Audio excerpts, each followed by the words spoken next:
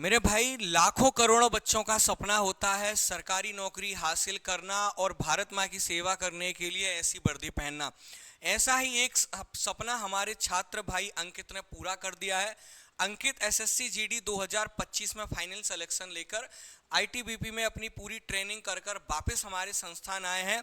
सबसे पहले आप सभी से चाहूंगा कि कमेंट में ताबड़तोड़ अंकित भाई को पहले आप कंग्रेचुलेसन शुभकामनाएं दें इनके फ्यूचर के लिए।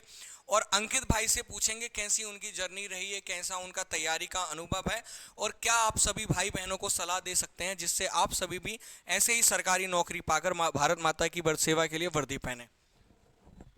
हेलो जय हिंद। दोस्तों ऐसा है कि बस पढ़ाई अगर आप कर रहे हो तो कंटिन्यू पढ़ना है और ग्राउंड भी कंटिन्यू जाना है। क्योंकि चीज़ें क्या है कि हम कुछ दिन करते हैं फिर छोड़ देते हैं, फिर कुछ दिन करते हैं छोड़ देते हैं, तो ऐसे नहीं होता है। क्या है कि जो भी आप कर रहे हो ना, आपको कंटिन्यू करते रहना है। पढ़ाई कर रहे हो, डेली पढ़ना है। ऐसा नहीं कि एक दिन 10-5 घंटे पढ़ लिए, 6-7-8 घंटे पढ़ लिए, फिर 2-4 दिन कुछ नहीं, ऐसा नहीं। अगर आप 2 घंटे डेली पढ़ रहे हो तो डेली पढ़ना है। ग्राउंड ऐसे ही, ग्राउंड का देखो, आप स्टार्टिंग में ग्राउंड जाओगे, रनिंग करोगे तो सीन पेन होगा, और भी दर्द वगैरह ऐसी और भी समस्याएं आएंगी। लेकिन ऐसा कि ग्राउंड का दर्द जो है ग्राउंड से ही जाएगा, आपको कंटिन्यू ग्राउंड जाना है।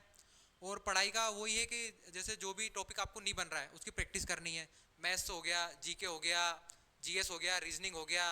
मैथ्स का वही है, स्टार्टिंग में जो आपको यहाँ पे पढ़ाया जाता है उसे पढ़ना है, घर जाके प्रैक्टिस करना है।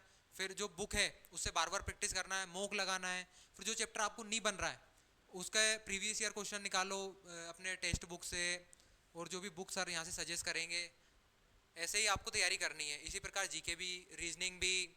बस यूं ही है, आप मॉक लगाते रहो और हो जाता है सिलेक्शन। ऐसा नहीं कि नहीं होता, अगर आप पढ़ाई कंटिन्यू रख रहे हो तो ऐसा कि हो जाएगा सिलेक्शन। बस ऐसे मोटिवेट रहना अपने आप में, कभी डिमोटिवेट नहीं होना है, हो जाएगा सिलेक्शन तो।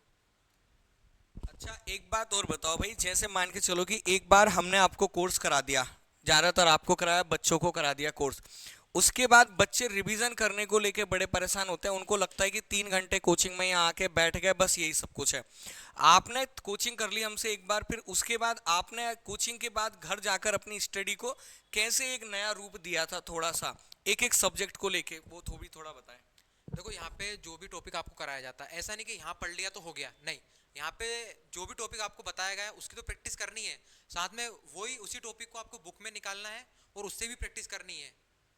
इसी प्रकार और भी जो सब्जेक्ट है उनका भी सबका ये नहीं कि यहाँ पे जितना करा दिया उतना। यहाँ पे जो करा रहे हैं वो इनफ नहीं है। मतलब वो ऐसा है कि आपको बताया जाएगा, उसका बेसिक बताया जाएगा, लेकिन आपको और एडवांस बनने के लिए आपको बुकें उठानी पड़ेगी, उनमें रिवीजन करने पड़ेंगे। और जो आपको नहीं बनता है वो यहाँ यहाँ के पता मतलब पूछिए, इस प्रकार। अच्छा, एक सबसे बड़ी समस्या और जीके को लेके है, मतलब बच्चे दिन रात जीके पढ़ते रहते हैं, लेकिन आपको पता है कि जीके ज्यादा स्कोरिंग नहीं है। स्कोरिंग सब्जेक्ट मैथ और रीजनिंग है, तो जीके में मुझे लगता है कि क्या पढ़ें उससे ज्यादा अच्छा है कि क्या ना पढ़ें। तो आपने कुछ ऐसा फील किया हो कि यार ये इस टॉपिक से इतना वेटेज है वो वाला, आपने सिर्फ उसी पे फोकस किया हो या सारी चीजें आपने कर रखी हो, वो एक बार बता दो। तो जीके पे ज़्यादा फोकस नहीं करना है, क्योंकि जीके इतना विशाल है कि आप कर नहीं पाएंगे। आपको फोकस करना है मैथ, रीजनिंग, क्योंकि ये बहुत स्कोरिंग है। मेरा खुद का मैथ्स में 100% स्कोर था, रीजनिंग में 100% स्कोर था। और जैसे अगर आप हिंदी मीडियम से देते हैं तो मेरा हिंदी में भी 100% स्कोर था। लेकिन मैथ्स, रीजनिंग, सॉरी, इसमें अपने जीके में कभी स्कोर नहीं कर पाएंगे आप फुल। लेकिन ऐसा है कि जो चैप्टर बताए गए हैं बस उन्हें पढ़ते रहो। और जीके में जो है कि अपना करंट अफेयर है, उसमें से जो कुछ क्वेश्चन बनते हैं वो थोड़ा देखते रहो, प्रीवियस ईयर के देखते रहो। क्योंकि जीके बहुत विशाल है। तो वही है कि आप मैथ्स, रीजनिंग पे, मैं तो बोलता हूँ कि मेरा खुद का पर्सनल वही रहा है कि मैथ्स, रीजनिंग पे मैंने फोकस किया और अपने हिंदी पे, क्योंकि ये स्कोरिंग था, मुझे पता था कि यहाँ मैं अपना 100% कर लूँगा। तो भाई देखा, स्ट्रेटजी से तैयारी करोगे तो सफलता जरूर मिलेगी। भाई ने बिल्कुल बताया कि जी के स्कोरिंग नहीं है तो उस पर थोड़ा कम ध्यान दिया, लेकिन जहां से नंबर लाए जा सकते थे वहां पर 100 परसेंटाइल मारा है। मैथ में 100 परसेंटाइल दिया, रीजनिंग भी पूरा, हिंदी भी पूरा। तो आपको भी आपकी ऑन स्ट्रेटेजी बनानी पड़ेगी, लेकिन एक चीज का ध्यान रखे कि कहाँ से मार्क्स ज्यादा खींचे जा सकते हैं। अच्छा, ये तो बात हुई पढ़ाई की। अच्छा, साथ में अंकित भाई, फिजिकल में भी जब बच्चे जाते हैं तो शुरुआत के 2-4 दिन में रोना गाना चालू होता है कि वो परेशानी ये परेशानी।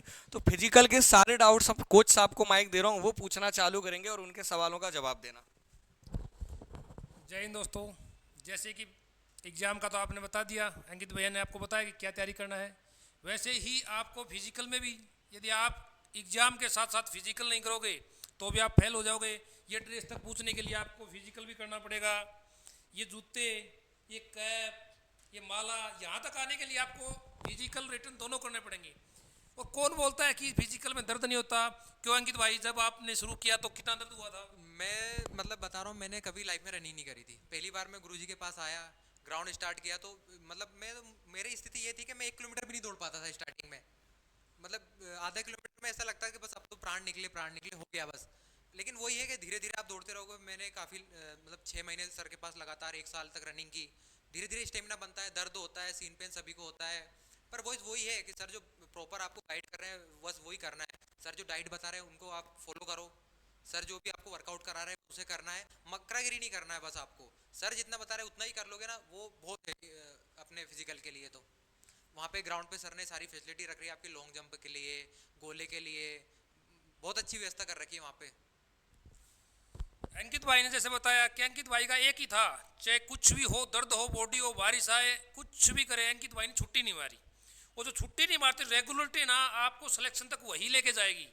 आपको सीन पेन होगा, नींद भी आएगी, त्याग करना पड़ेगा, नींद का त्याग करेंगे अपन, सीन पेन, बॉडी पेन, डाइट लेंगे, सब कुछ करते हुए भी ये अंकित भाई है, गांव से आया यहाँ प्रैक्टिस करने के लिए, रूम से रह के इन्होंने प्रैक्टिस करी, दोनों टाइम कोचिंग आया, दोनों टाइम ग्राउंड आया। इसी मेहनत केवल आज ये यहाँ पे है, इस सब मेहनत से है। तो भैया बहुत बहुत बधाई अंकित भाई को हमारे संस्थान की तरफ से, और आप सभी भी कमेंट में अंकित भाई को शुभकामनाएं जरूर भेजें।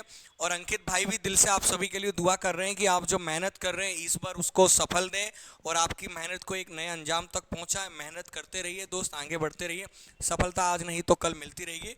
चलिए, जय हिंद, जय Bharat, thank you so much, bye bye. अच्छा, एक चीज़